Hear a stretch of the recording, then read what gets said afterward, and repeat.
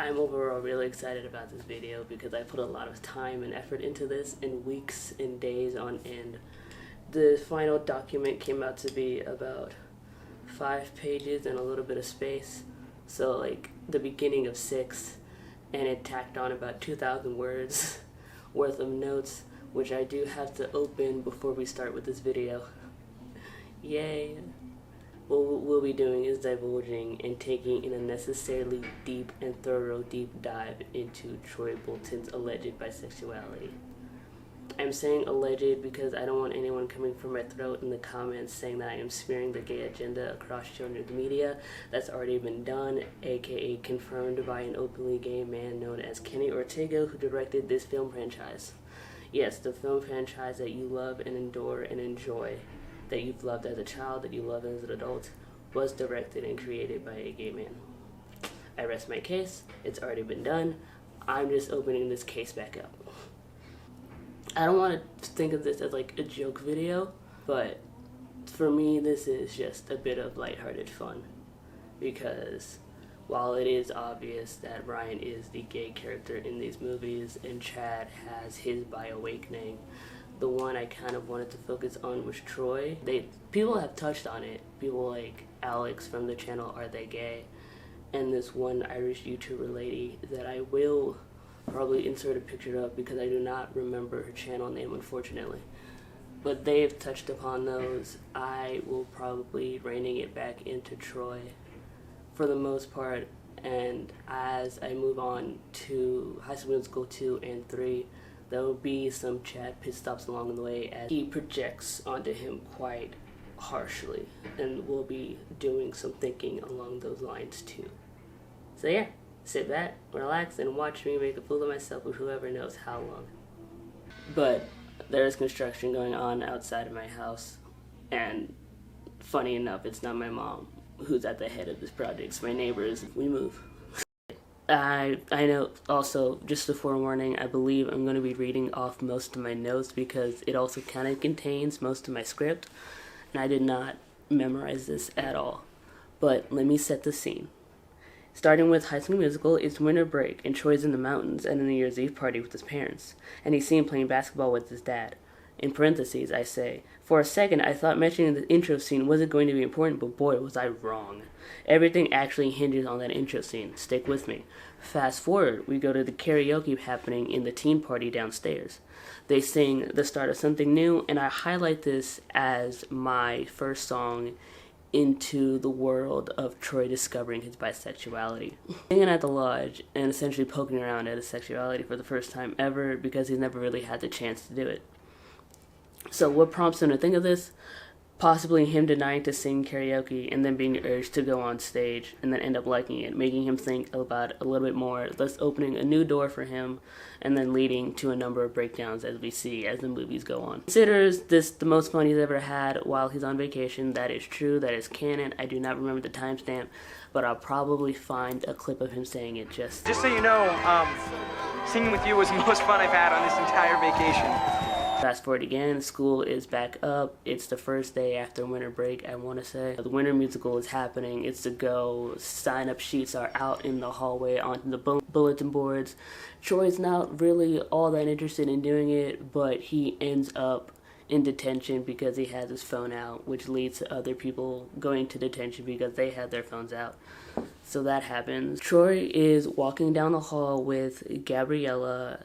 He's totally surprised to see her here at East High in Albuquerque, New Mexico. He's like, oh my god, what are you doing here? What are the odds? So they talk, they chit-chat a little bit, and then he mentions to Gabriella that he hasn't told his friends about the karaoke thing. And to me, it doesn't really seem like that big of a deal. It's karaoke, you were having fun. But at the same time, he was kind of fighting for his life on that mic. I never knew that it could happen till it happened to me. There's an offhand comment that he makes about being a different person when it comes to him singing. Right? And then we fast forward and we're at home with Troy and his dad. They're out on the court. They're practicing again. Who knows how long they practice, but they're there. And they're discussing the detention thing that happened with Miss Darvis in homeroom. And while Troy does apologize, he brings up the asking about doing something new, and kind of like Coach is all like going left. They're like, no, I mean, like, listen to me, Dad. It's like, what if you try something really new and it's a total disaster and all your friends laugh at you? And then Coach, he says, oh, then maybe they aren't really your friends. And then he goes on a spiel about like, oh, that's what I was talking about team that day. It was like, and then Troy is essentially really frustrated. It made me think that Troy doesn't essentially really enjoy basketball. It's one of those scenes between a father and son where the father just needs his son to fulfill the legacy of the thing that he loved most in high school. Coach Bolton peaked in high school. That's what I'm trying to get at. Because what do you mean is that like he was champion, he was team captain of his Eastside basketball team. He's, state champion, and he comes back to be coach. And then essentially, I don't think he forces Troy into being into going into basketball, but it kind of feels that way. The next day, and Troy is essentially sneaking around the school to get to the theater during his free period, so he can sit and watch the auditions. But essentially, he doesn't sit and watch in the theater chairs. He hides behind a mop. Not only does he hide behind a mop, but he hides behind a wall entrance, kind of like here, and he's poking his head out to watch. And then Gabriella eventually finds him, and she's all like, oh, you didn't feel like signing up? Or you just here to watch it? Just like, yeah, kind of like that. Troy and Gabriella kind of hang around a little bit, and it cuts to Kelsey tripping over one of the legs on the piano bench. Troy and Gabriella help her. Kelsey invites Troy and Gabriella to hear how the song is supposed to go. And that comes in with the reprise of what I've been looking for. And so Troy and Gabriella sing that. To me, it feels like Troy is essentially at peace for once in his life. It's a calm and intimate setting. The theater is closed. There's no one there besides him and the piano and Kelsey and Gabriella. And then by the time that ends, Miss Darvis comes back out, and it's like, Troy and Gabriella, you have a callback. There's that English teacher and queer student solidarity going on, so that's what happens. Then we cut to lunch, and funny enough, I noticed that Troy wasn't there until the very end of the song, Stick to the Status Quo. And that's when everyone essentially just starts coming out about their secrets. Zeke likes to bake. Marsha likes to break it down on the dance floor. The skater dude that actually rocks the cello, and funny enough, he was arrested for armed robbery at a pizza place, I think, or was that Adam Hicks? Either way, they were both arrested for armed robbery. Troy comes in at the end of the song, and then Chad tells him all about it. It's like, people think they can do stuff that's not their stuff. He pulls Zeke aside, and then it's like, Zeke is baking. And it's like, I was like, oh, cool. And Troy is not, like, shocked whatsoever. So it tells him that he's an accepting person. It cuts to Troy having a secret hiding place where no one knows what it is. Like, enough said. And we cut to Troy missing practice again.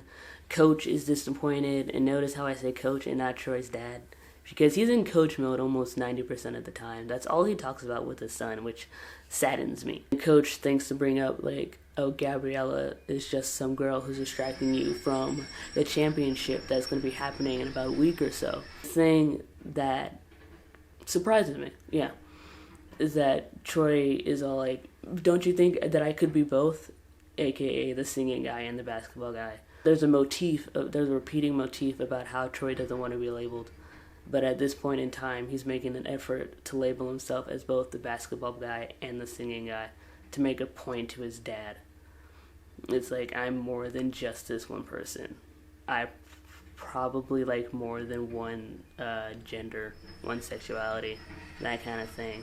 And there's a clip that I'm going to insert Troy and his dad talking about things being special. We'll cut to that. There's something special. Yeah, well, a lot of things are special, Dad. But you're a playmaker. Not a singer, right? Did you ever think maybe I could be both? And I'm going to have to read this off because I wrote a lot and there's a note here. But the thing that I noticed about Troy and his dad is that whenever they're in the same place, whether it be at home or the gym or the lodge, and they're always playing basketball without any real conversation. And if they were talking about, it'd be You guessed it, basketball. The one time they're in the theater at the same time, it's like neither one is happy to be there, and they're kind of in this forced proximity because of one person, that being Miss Darbus. Troy doesn't have any beef with Miss Darbus, but his dad does, for some reason unbeknownst to me. I don't know why. I understand that Miss Darbus is very passionate about the theater and the arts, and considering, and she realizes how sports undermines that almost all the time. So maybe, I wouldn't say she has it in for him, but she's just passionate, and Coach is just seeing that the wrong way. Dare I say that Troy wasn't really happy to be in the gym, whether he's practicing or not. You can just see that he looks stressed. And I could draw that back to his dad and essentially forcing him into playing basketball. You know, it's like it's your dream, not mine. Also, the first time that Troy sings at the lodge, or just sings in general, enjoys it, Coach is nowhere to be found. And to be fair, he's at the teen party at the lodge, so there's really no reason for him to be there. So I'll let it slide this one time. And then we get to Chad trying to talk Troy out of the production, of doing the production, or going back to the callback, and talking about how his mom has seen Phantom of the Opera 27 times. Why are you keeping count of how many times your mother has seen Phantom of the Opera? And he knows the picture. He knows the name of the man that's in his fridge. There's a picture of the man from Phantom of the Opera in his fridge. I assume that his mother told him about it, but at the same time, the fact that he remembers that it's buried in his psyche, and how he talks about costumes and makeup and how frightening the theater is. Why do you know all of these things and yet you're still somewhat disgusted by it? Should we talk it out? Should we talk it out, Trad? Should we? Right. And yet, to me, it doesn't really sound like he's trying to convince him. It just sounds more like an earful. This is the one thing that really, I wouldn't want to say pissed me off, but it upset me. It's the scene where the basketball team, they could have done this anywhere else. But the basketball team, the Wildcats, set up an intervention for Troy just to try and talk him out of doing the callback. Like, it's a callback. It's not like if he does the callback, the role is going to be handed to him. That's not how it works. But anyway, there's a setup between the team and the school scientists and the team that's studying for the academic decathlon. And they said that's between to help to essentially break up Troy and Gabriella, because they're both seen distracted by each other when it's just they're pursuing other interests and they all feel threatened by it. But they secretly set up a video camera, and essentially Troy says what Chad wants to hear about how he'll forget Gabriella, he won't do the callback, so they can all focus and eventually still win the championship at the end, even with the minor difficulties that happen. Interesting. And they bring up his dad into it again. It's like, and who's the most important? You're forgetting one important member of the team. They're holding a picture of, like, a framed picture of his dad. It's like, my dad. It's like, yeah. Like, you don't want to disappoint him, do you? It's like, stop bringing his dad into this. And then later on, they realized how mean they were and how much of a prick they were to do that to him and to not even listen to him. And they infiltrated Space, so I don't know how they found that out. And so due to Ryan and Sharpay's, mostly Sharpay's evil plotting, the academic decathlon, the callback, and the championship game are all happening on the same day, because Sharpay convinced Miss Darbus to move the callback day to Friday, starting at 3:30 p.m. And so with the teams teaming up to help Troy and Gabriella achieve their accomplishments one way or the other. So they have the academic decathlon, they have the start of the championship, and once the academic decathlon gets through their one long equation, they send a code up to the school to mess with the scoreboard and have them all file out into the theater. And that's when Troy and Gabriella sing their coming out song, Breaking Free. Troy's friends show up to the callback, and he sings a song that's basically coming out about breaking the stereotypes. And it was essentially a coming out song, which could be, but again, Troy still has his dilemmas going over the next two films, which I also could iterate as him having to come out multiple times. And then we have our acceptance safe space song, We're All in This Together, at the end of the movie. And that essentially wraps up the first movie. Then we move on to the second movie, High School Musical 2. Summer break, everything feels a little less restrictive now that the basketball season is over for the year. And we have our first song, What Time Is It? This essentially kind of feels like the Pride Anthem, but the true Pride Anthem is at the end of the movie. So there's that Pride Anthem, no notes, moving on. We cut to the team coming into Troy's house after more basketball practice.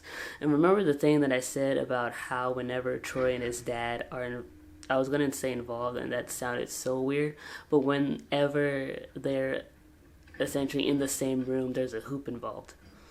So I'm going to side-eye that for a little bit. And then Troy, for the moment, is essentially worried about college applications and scholarships and finding the right school that would take him for, a full-ride basketball scholarship. So at this moment, it seems like his sexuality crisis has taken a back seat, but at the same time, it hasn't. So I believe in the same breath, he gets a phone call from a man at a resort called Lava Springs, where Sharpayne and Ryan reside for the entire summer. They have golf, they do yoga, they have a nice facial every now and then. That happens, and he is instantly offered a job to work there.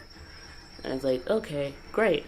Like, he has a summer job. It was like, cool, he makes some pocket change. It's not pocket change with a resort like that. That's not pocket change. So he manages to wrangle his friends into working there as well. And then in comes Sharpay, guns a-blazing, with every Nepo tool she has under her belt to get whatever Troy wants and to get into the best school at the top of the nation.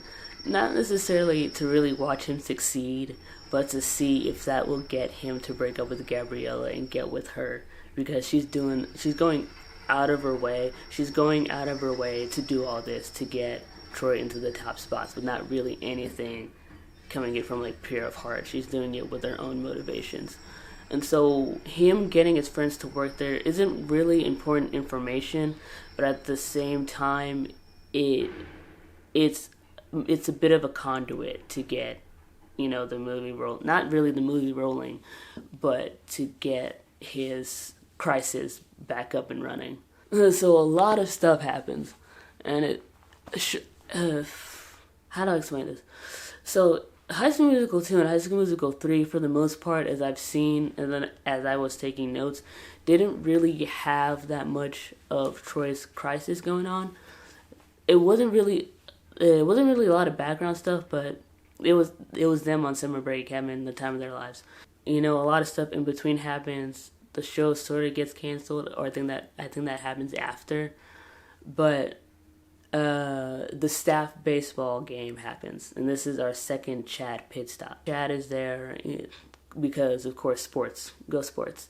Ryan is there because he was invited by Gabriella, even though he didn't really need to be invited. It's an all-person thing. He could have gone if he wanted to, but it's not really his space. But at the same time, it doesn't really matter. It's for fun. And so Chad is surprised to see him there, and then Ryan is kind of a little smug. I'll give him that.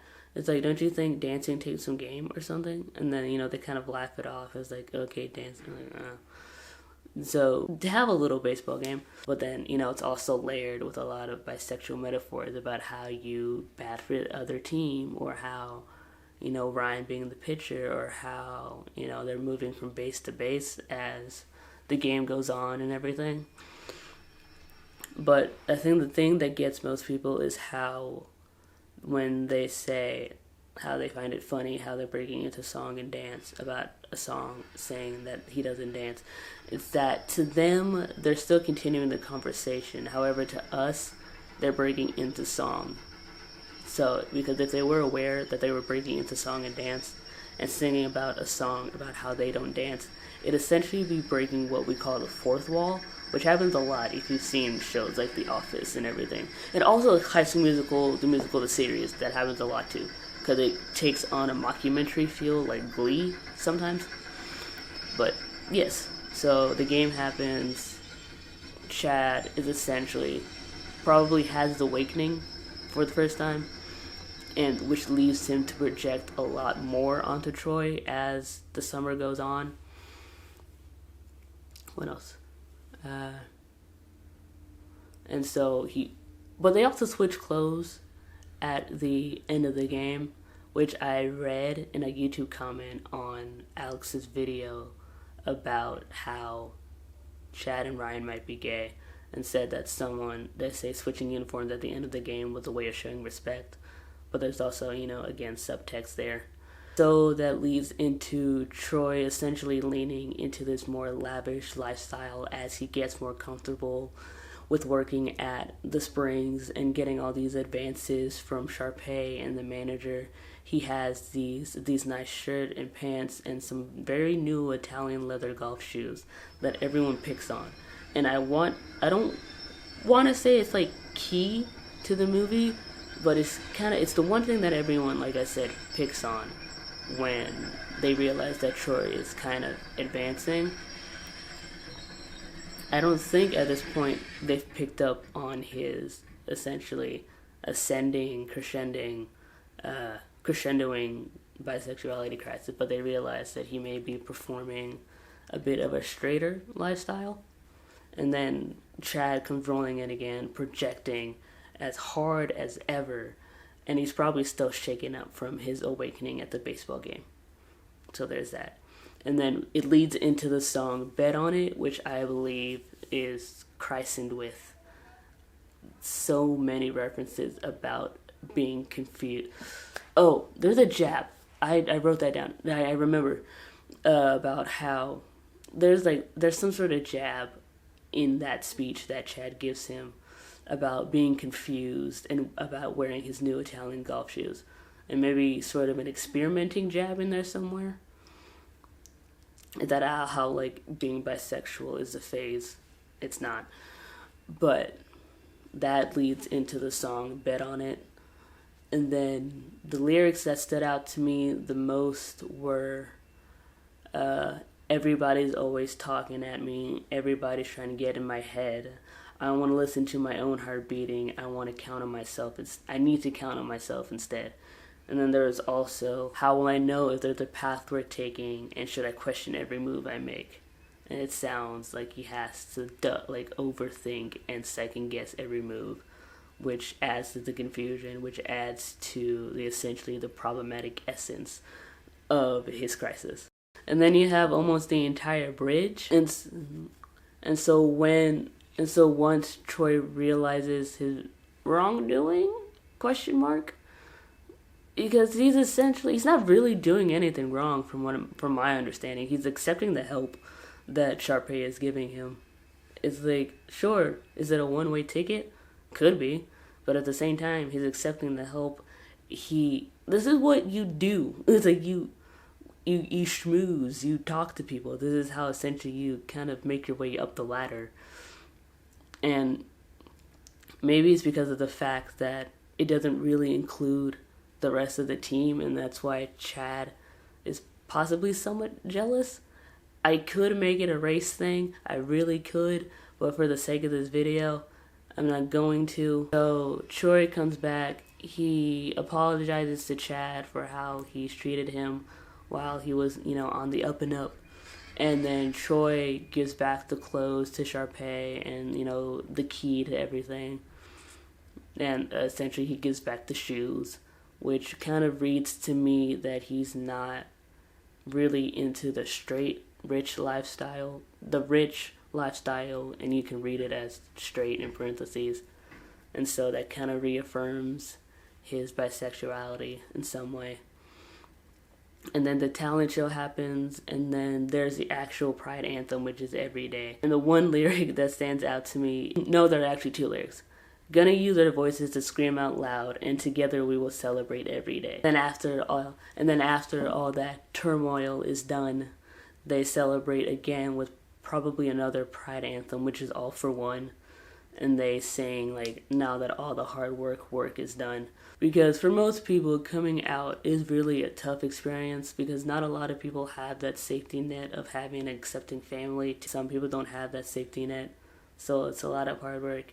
And then again, it also reiterates of having to come out over and over and over again because you never really stop. And especially quoting Heartstopper, why am I questioning it? It is Heartstopper, about how Nick essentially has to reaffirm that he's not just gay, he is bisexual. He, like, the B is not silent. So that closes out High School Musical 2, which then leads us into High School Musical 3, where they had the theatrical release and the big budget. I don't think that really plays into the crisis, but it does satisfies Troy's crisis. And it's essentially his final breakdown. It's the final breakdown. Okay, so senior year is here. It's finally here. It's finally upon us. I was going to say that most people's stress were through the roof, but at the same time, they all kind of seemed chill about it because I believe they're all responsible humans who put in and check their, and put in their applications on time. And so they're all just waiting for responses. And so the theater kids gather around a little bit. They're in the auditorium, the theater, where Miss Darbus announces that there were 4 people they were eyeing at High School Musical at the high school. It was Sharpay, it was Ryan, Kelsey, and Troy. And so that's the one that takes everyone by surprise and Troy's the most confused because he didn't apply to Juilliard. So that's kind of a mystery until we get to his song Scream. We have another musical coming up. It's the senior year musical, Genius. And Troy is actually kind of excited about this one. Chad is still, reluctant, but he agrees. And after Gabriella's speech about how it's our final senior year, and we might as well all partake in this musical together since it's going to be our last one. And so it's their last hurrah. That happens. We cut to Scream, the song that is essentially the epitome and the culmination of Troy's confusion. And the song, I wouldn't say it means a lot to me, but I really love it. Lyrically, and the sound production in it is just awesome. It's his finale crisis song, and really the only song I could find that was coded throughout that movie soundtrack. And what I enjoy about this song, essentially, that it takes place between both the gym and the theater. But I want to parallel between the first movie and the third movie, how he went from kind of sneaking through the school to get to the theater to watch the auditions, but now he's essentially just stomping through the hallways. It's dark, it's gloomy, he's by himself, and he's just going at it through the school. And he gets to the gym, he's not really hiding anymore, and he's just letting it all out. Is that what I enjoy about the scene in the song is that it primarily takes place in both the gym and the theater, while he's also traipsing through the school, which to me feels coded as the fluidity that comes with being bisexual. 2 of the places where Troy feels most like himself, for the most part, and however it's dark and moody to show us, which obviously means that he's not in a good headspace at all, about how the voices in his head and how they're telling him they know best.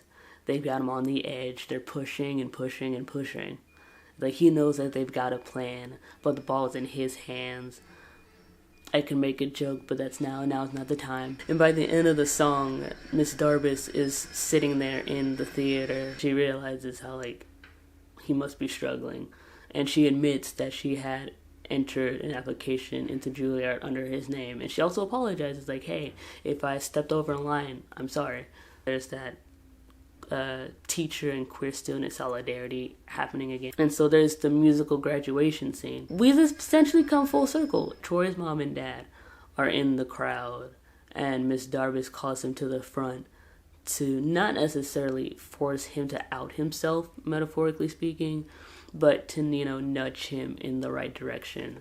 And how he talks about how he chose the basketball, but also theater. And so he decided, instead of going to U of A, he chooses UC Berkeley because they both offer him basketball and theater. So in a metaphorical sense, he's going to a school that accepts him for who he is. Wink, wink. And then comes the actual graduation where Troy gives a small speech, and I will read this off the screen, off my notes, because I don't remember it off the top of my head. But there's a line that he says, and it's, East High is the place where teachers encourage us to break the status quo and define ourselves as we choose. Once a wildcat, always a wildcat. We reached the end of our somewhat deep dive, just like a traipse through the park. I put some time and some effort and a few days into writing this. I thought about it on and off a couple of times as it kind of bounced around in my head a little bit. Considering that I did most of this with a few clips from YouTube and most of it from my memory, I also did rewatch High School Musical so I could clarify and, summarize more of my notes and to put them in the right order so they didn't come out of order. Leave a like since it helps me a little bit. Subscribe if you like. And if you enjoyed some of this content, I want to say there will be more coming. Some of them are a bit more beastly than others, because I know I want to try and at least do one recap of a season if it works. And I know what show I want to do. But, yeah, that brings us to the end, and bye.